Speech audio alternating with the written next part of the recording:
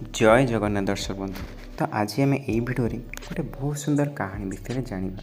तो भिडियोटी को बहु मात्रा सेयार करूँ। तो गोटे पिलाटी केमी तार परिश्रमर फल केमी लक्ष्य स्थल पहुँची पारा। तो चलतु आज जाना।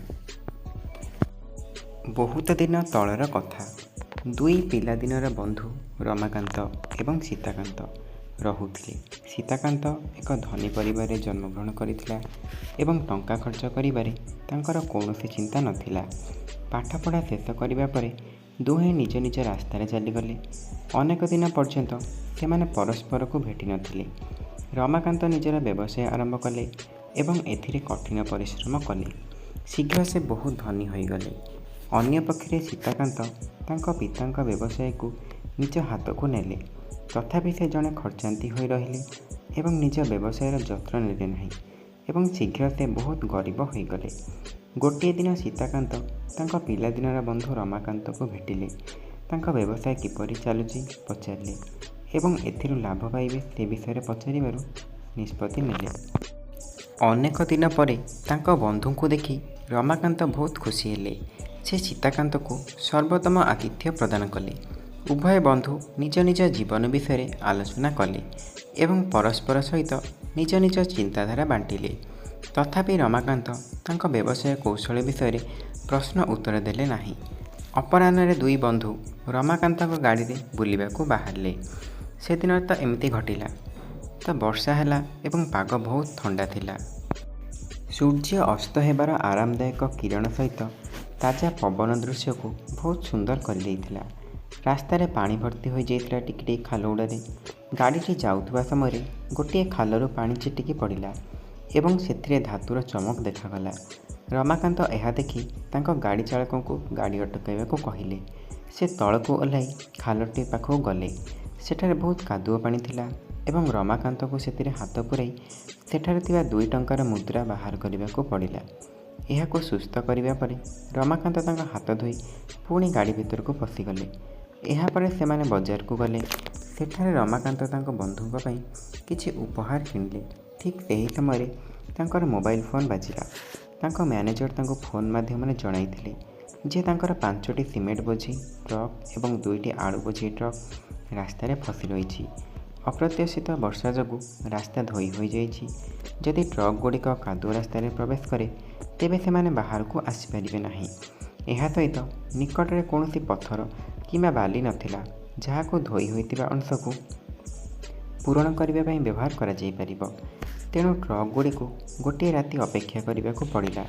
सकाळ हेबा परे सेमाने किछि श्रमिकों को नहीं धोई होइतिबा रास्ता को पूरण करुथिले एवं ट्रक गुड़िक आग को बढ़िला। रमाकांत तांको मैनेजर को धोई होइतिबा रास्तार विवरणी पचारिले एवं तापरे तांको धोई होइतिबा रास्तारे 10 किंबा 12टी सिमेंट बस्ता रखी ट्रक गुड़ी को जीवाको कहिले। मैनेजर कहिले जे यह 4 किंबा 5 हजार टंका क्षति करिवो। किंतु रमाकांत उत्तर देले जे जहाँ क्षति होना कहीं ट्रक गुड़िक समय मध्य सेमानक गंतव्य स्थल पहुँचवा दरकार। सेमाने बजारे बुलुथिले।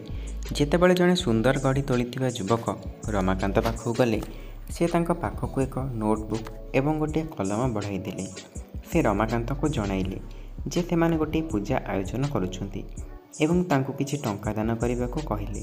किंतु रमाकांत ताहा करिबाकू कड़ा मना कले। से कहिले आमे तुमर पूजा पई काहेकि टंका देबु। आमे आम घरे पूजा करिबु नहीं किंतु आमे कोन तुमको टंका मागुछु। लोकटी खट्टा मुह को करि चाहिला।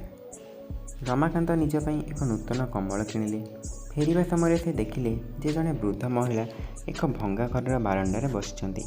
से थंडारे थरुथिले एवं केवल गोटे प्लास्टिक बैग्रे घोड़ाई हो रही। रमाकांत गाड़ी अटकाई से महिला पाखक जाई तांको कम्बलटी देले। से बहुत कृतज्ञ थिले एवं रमाकांत मंगल पई प्रार्थना करथिले। घरे पहुँचवा पर सीताकांत रमाकांत को पचारिले तुमे 2 टंकार मुद्रा पाइबा कठिन परिश्रम करिथिल एवं तुमे 5,000 टंकार क्षति करिछ। तुमे पूजा पई टंका दान करने मना करिथिल किंतु जड़े भिकारी को एक दामी कमल देइथिल। मु तुमर काम बुझीपारि नहीं। यह शुणी रमाकांत हसी उठिले। से कहिले भाई तुमे मोर वाणिज्य गुप्त कथा जानिथिल एवं यह ही मते तुमे देखिथिबा कार्य करने को प्रेरणा देइथिला।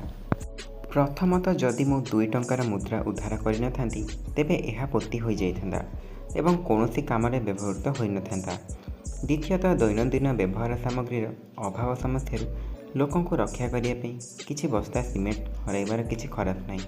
କାଲି ସିମେଣ୍ଟ ଅଭାବ ଯୋଗୁଁ ଅନେକ ରାଜମିସ୍ତ୍ରୀ ଏବଂ ଶ୍ରମିକ ଯେଉଁମାନେ ବେକାର ହୋଇଯାଇଥାନ୍ତେ, ଆଳୁ ଅଭାବ ଯୋଗୁଁ ସମସ୍ୟା ହୋଇଥାନ୍ତା। ଗ୍ରାହକମାନେ ମୋ ଉପରେ ବିଶ୍ୱାସ ହରାଇଥାନ୍ତେ।